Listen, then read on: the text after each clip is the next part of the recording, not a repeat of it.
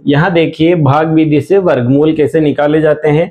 एक विधि होती है अभाज्य गुणनखंड विधि और एक होती है भाग विधि। आज हम या फ्रेंड्स भाग विधि से वर्गमूल कैसे निकाला जाता है ये सीखेंगे। तो देखिए हमारे पास मान लीजिए कोई संख्या दे रखी है 2025, इसका आपको वर्गमूल भाग विधि से निकालना है। भाग विधि का तरीका आपको इस तरीके से अपनाना है और ये संख्या इसके अंदर आपको लिख देनी है। ये संख्या लिखने के बाद ध्यान रखिएगा इकाई दहाई की तरफ, मतलब हमारे जो राइट हैंड होता है या दाएं हाथ की तरफ से इधर से दो दो के जोड़े बना लिए जाते हैं संख्याओं के। तो दो संख्या ये बन गई, मतलब एक ग्रुप तो हमारा 25 का बन गया, बाकी की बच रही हमारे पास 20, इसका एक ग्रुप बन गया। अब पहला ग्रुप माना जाता है 20।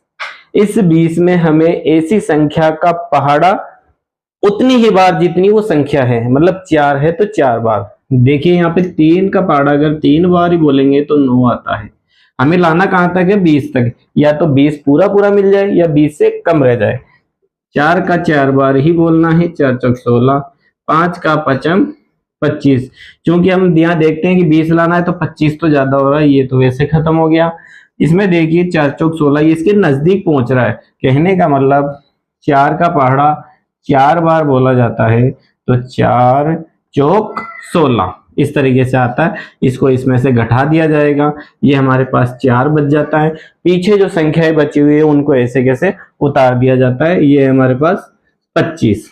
अब ध्यान दीजिए ये जो संख्या दी है यहाँ पे जब इसको लिखा जाएगा तो इसका डबल लिखा जाता है यहाँ पे, यानी कि कहने का मतलब है 4 का डबल होता है 8।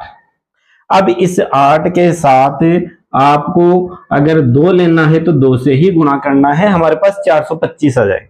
और हमें यह पता है कि 5 तभी आ सकता है इकाई का अंक जब इसके साथ इकाई का अंक 5 हो।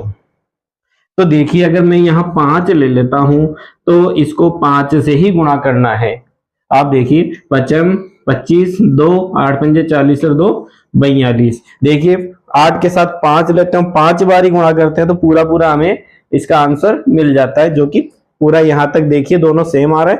तो देखिए ये 85 तो 8 तो लिखा हुआ है, 5 यहाँ लिख देंगे। ये 5 कितनी बार पहाड़ा बोला वो यहाँ लिखा जाता है, ये जो आंसर आया है वो यहाँ लिख दिया जाता है। और इसमें से जब इसको घटाते हैं तो ये 0 0 0 बच जाता है।